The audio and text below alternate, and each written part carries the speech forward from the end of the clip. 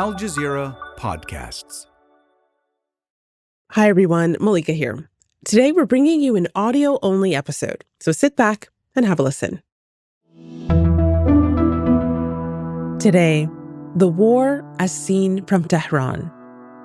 We get the view of the U.S.-Israeli war on Iran from a university professor watching it up close. I'm Malika Bilal, and this is The Take.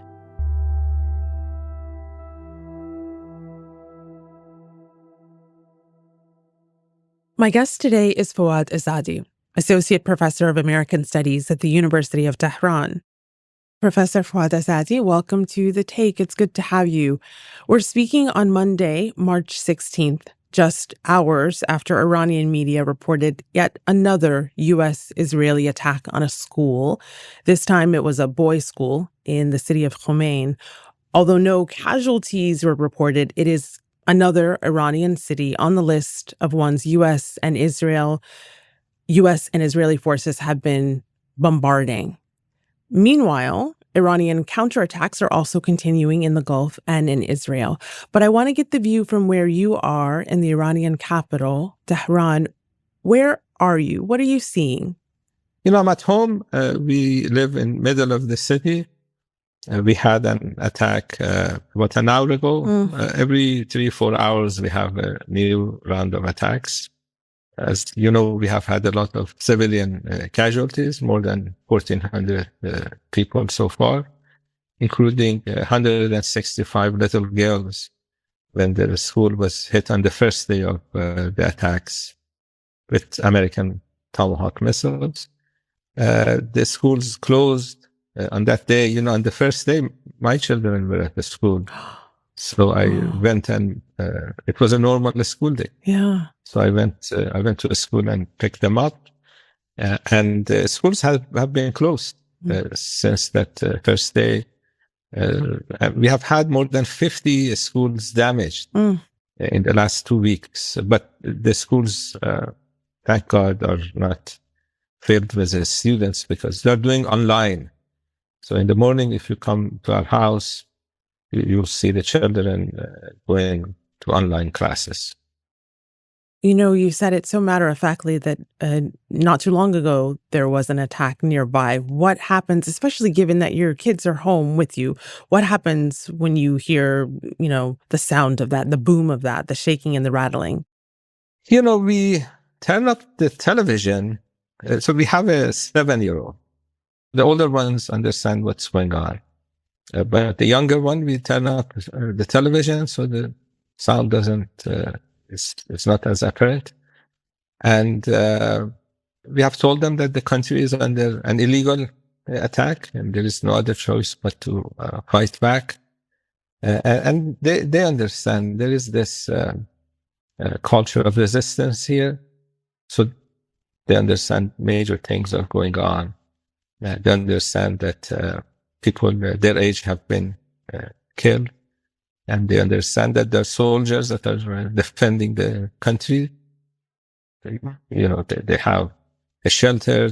There are no food shortages, electricity, shelter, these things. So they understand it was a war of choice. And of course, they know what these people did in Gaza, the genocide. They remember the pictures. They remember the suffering still continues up until today. Well, you studied in the U.S. for many years, earning multiple degrees from American universities, and now you teach master's and PhD classes in American studies at the University of Tehran. So you mentioned that schools are virtual. I assume the same is true for your classes, but take me into your virtual classroom over these past few weeks. What has it been like to teach during war and then to teach a course in which the very subject of the class is the state that is illegally bombing the country where you and your students live? These are American studies students, so they have chosen this field to understand the United States in a professional way, in an academic way. They know the history.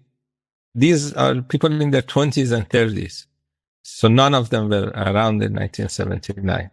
And our students and also others, the younger people in general, people who were not around during the Shah's time or did not see U.S. interference in Iran at that time, some of them were always wondering why their parents and grandparents were so anti-American hegemony. And we don't get that questions anymore because they're hearing American bombs. So Trump single-handedly has managed to educate our students more than I ever could do. Wow. So that this is an experience for the new generation. I think this new generation are going to be as anti-American hegemony as their parents. They're specifically using hegemony here. They're not anti-American. So when they chant death to America, they don't mean harm to people like you. They don't mean harm to Americans. That means death to American foreign policy. But this is a chant, so they shorten it. But I don't know if you have been to Iran, but when Americans come to Iran, they are respected. People wonder why they choose war criminals every time they get the chance to choose a president. Well, I want to get your professional expertise on something that we're seeing unfold right now. On Monday, Iran's foreign minister, Abbas Araghchi, said the Strait of Hormuz is open but closed to our enemies, to those who carried out this cowardly aggression against us and to their allies. So this vital shipping lane, we know that Iran has been isolated by U.S. sanctions for so many years. Has its control over the Strait of Hormuz given it leverage to break that isolation? Do you think things will shift because of this? The U.S. sanctions on Iran are, of course, illegal. These are unilateral sanctions. Under international law, we have this concept of sovereignty. When a company is supposed to follow the laws of the U.S. Congress, when the United States Congress passes laws that affect companies of other countries, non-American companies, then they are basically pushing American law on companies that are not supposed to be following American law. And because of that, that becomes illegal. Iran, of course, had access to the Strait of Hormuz forever. But Iranian government officials did not want to use that leverage because people here were saying that could start a war. Billions of dollars go through that strait. Wow. This Persian Gulf is very rich. So you're saying that this might have been a strategic move before that Iran could have used in its tool belt, but didn't. Iran, we have had drones, we have had other means of closing the Strait of Hormuz.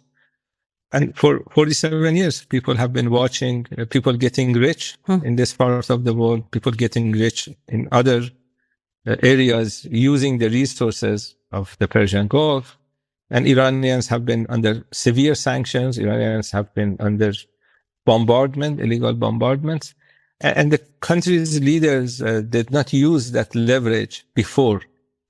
Some people were saying this would start a war. They exercise restraint. The people who exercise restraint are no longer with us. United States and Israel killed them off. Wow. The new leadership sees an illegal war on the country. The war already started, not something that Iran wanted, but they imposed that war on Iran. So there's a lot of talk in the country today that now that they had a war anyway, Iran should make sure that the previous paradigm is no longer valid. We need a paradigm shift. And the paradigm shift is that you don't sanction Iran illegally. Iran is going to make sure that the wealth of this portion of the world is shared properly. What will not happen is Iran going back to the old days of being sanctioned illegally, being bombed illegally. I think the country's leaders realize that if attacking Iran is cost-free, people like Trump and Netanyahu would want to attack Iran every few months, and you cannot run a country with two nuclear regimes attacking you every few months. So the cost right now is blocking ships going through the Strait of Hormuz and being allowed to say who is allowed and who is not allowed to go through this strait. But one of the most striking things that you said that really, really hit me, Professor, was that the U.S. and Israel killed the Iranian leaders with restraint.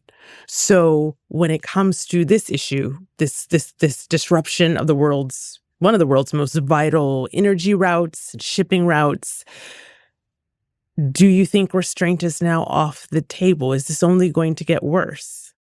It depends on the other side. When they started hitting civilian infrastructure, the other day we had forecasted rain. In this part of the world, it doesn't rain all the time. So when there is rain, people expect it and welcome it. And then they attacked oil depots just a couple of hours before forecasted rain. So they created this huge black smoke. And when it started raining, the time it was supposed to, we had acid rain. This was designed to create an environmental disaster, polluting the city waters of a city of 15 million people. This was a form of a chemical warfare. My car was parked outside. Was totally black after the acid rain that was designed to create that disaster. Yeah. So after hitting infrastructure, Iranian banks, they hit banks. So Iran announced, they announced these things that if you hit our banks, we'll hit American banks. And we have plenty of American banks here. They have hit hotel rooms when they're filled with American soldiers. That is a legitimate military target. The office buildings, when they house CIA headquarters, legitimate military target. CIA is providing the data for all these hits we are getting. These countries watched the genocide in Palestine for 2 years, didn't do anything. An option here would be just watching. They're good at watching things. But they are hitting some of these targets, and some of the damage that they're experiencing is because of that. I think Israelis and Americans would want some of these countries to come and join them in their illegal attack on Iran. We had Lindsey Graham pressuring Saudis to join the fight against Iran. Right. They are providing facilities. We had Wall Street Journal the other day reporting that 5 American refueling planes were damaged in a Saudi base. This was a Saudi base, not an American base. So, and the Saudi government had said that they would not provide bases for this operation, but they are.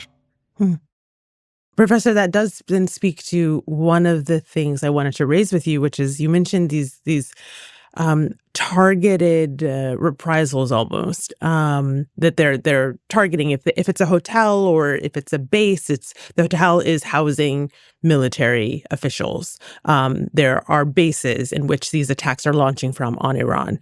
But then you have the Ministry of Foreign Affairs of Qatar, a spokesperson coming out today ahead of our interview, calling on Iran to immediately stop attacks on Gulf countries so that a diplomatic solution can be sought. And so the quote from Majid al-Ansari on Monday said, Iran must stop the attacks immediately so that a diplomatic solution to the crisis can be found. And he added that Tehran has targeted residential areas, energy sites, and Hamid International Airport. So this is just one example of Gulf leaders perhaps not necessarily vibing with what you're saying here. What do you make of that? I found that amusing.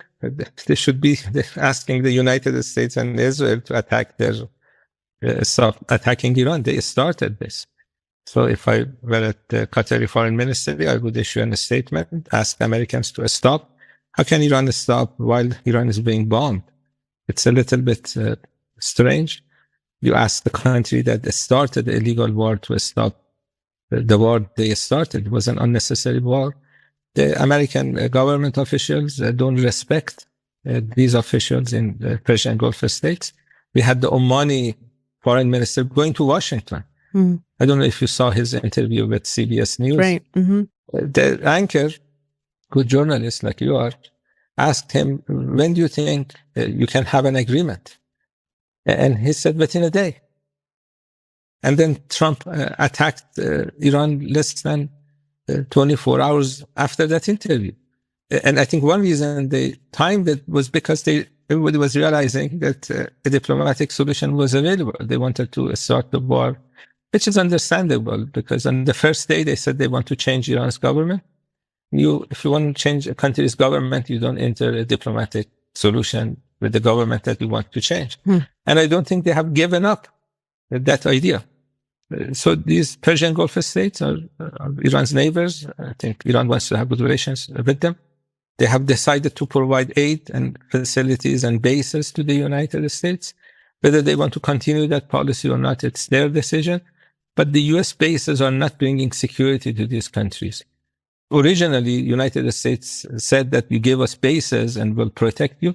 But it's the other way around now. These countries are protecting the American bases and they're suffering in the process. So having the United States dominate this part of the world, not a good idea. The Israelis, Netanyahu has talked about Greater Israel. Greater Israel means Saudi territory, means Egyptian territory, Jordanian territory, Syrian territory, Iraqi territory. Iran is not interested in the territory of these countries. Iran is fighting for Iran. Iran is fighting for this region because if you have an Israeli domination, if you have Greater Israel, that is not going to be good for these countries. So realizing these things would, I think, dictate that if they want to issue a statement, it should be addressed to the White House. Right. So they started this war.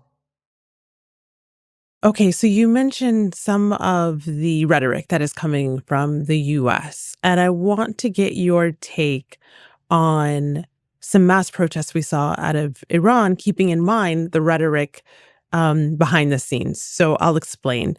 We saw these pictures and these videos of mass demonstrations on the streets of Tehran that were all over social media over the past few days, because despite the attacks, thousands of Iranians headed outside on Friday for a protest in support of Palestinians. They were marking al-Quds Day, which is an international day of solidarity when people around the world rally to oppose the Israeli occupation. But protesters told our correspondent who was there that they were also on the streets to show their defiance and their resilience in the face of this war. And as they're marching, Iranian officials were seen in pictures and images marching with them, despite the fact that we had U.S. officials. Al Jazeera actually showed a split screen of this. We had U.S. officials, including the U.S. Secretary of Defense, Pete Hegseth, on Friday, saying that members of the evil regime are now underground. But they very much were shown above ground at these rallies with other people. So give me your take on what we're actually seeing here. The 1979 Islamic Revolution was a popular revolution. It was against a very corrupt ruler. You can look at Washington Post report when Shah, the king of Iran, was fleeing. He stole $20 billion, according to that Washington. This is 1979 Washington Post report. I put it on my Twitter account. It's available. The link is available. I am so in awe of how well read you are of U.S. media. Thank you. You give a masterclass, so we will check out your Twitter account. Yes. But please go on. The idea of overthrowing the Iranian government by calling them rats, this is what Secretary of War said, while they are with the people, these people are in their 60s now, the Iranian president or their officials. So they were part of that revolution. They were much younger, part of that revolution. They grew up with that sentiment. The country's leader was going to his office every day. Everybody knew that. Sometimes people don't understand these things. The person who is Iran's leader is a spiritual leader as well. So people were telling him, maybe you should be using bunkers. And he refused. He said that I cannot ask young soldiers to go and fight in front lines or guard the borders in open spaces, and I go under bunkers. So killing him was not very difficult. Your audience, this English speakers, some of them live in the United States and Europe. They may not understand these things because they're ruled by the Epstein class, but the culture is somewhat different here.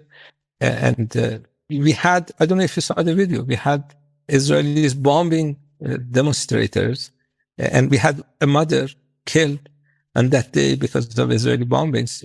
She was just a normal person in the demonstrations. And I think you have seen the video. When they start bombing the demonstrations, people don't run away. They start chanting, "Death to America," meaning death to American bombs, not death to American people. Right. Yeah. There's actually a video of a live interview that Iran's Chief Justice was giving at the rally. And then at one point you see and hear this big boom in the distance. An air attack hits as he's speaking, and it's all caught on video. Yeah. And this is how the government has managed to say, Iran has been under sanctions for 47 years. And the Western media outlets, the corporate media, they refuse to acknowledge that there is a significant popular support for the revolution that kicked their man out of Iran. And there's a significant popular support today. And that popular support has increased because of Trump. Trump has managed to unite Iranians more than any Iranian politician could ever do. Well, I'll ask you the question on everyone's minds. What is the way out? The first step is illegal bombings of Iran should stop. Iran has to continue defending itself as long as these bombings continue. So they can stop today. Trump, Netanyahu can decide that we had enough. We are not going to change Iran's government. That was a foolish idea. And Iranian officials realized that if they go and rebuild their facilities, then next time they will kill more Iranians. So they need to make sure there is no next time. That's number one. Number two, Iran needs to get compensated for all this damage. Once Iranian government officials realize that these two things can be worked out, then the war will finish. But the first step is for the other side to stop. We're talking about another few weeks. They don't do that. Killing more Iranians for another few weeks is not a good idea. It's going to complicate things much more than they are now. Well said. Professor Foad Izadi, thank you so much for taking the time to talk to us and to give us your analysis on this. I appreciate it. Thank you.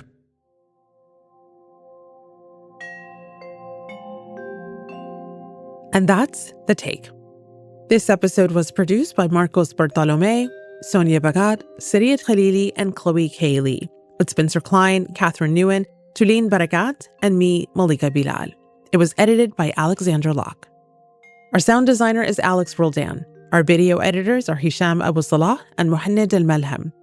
And Alexandra Locke is The Take's executive producer. We'll be back tomorrow.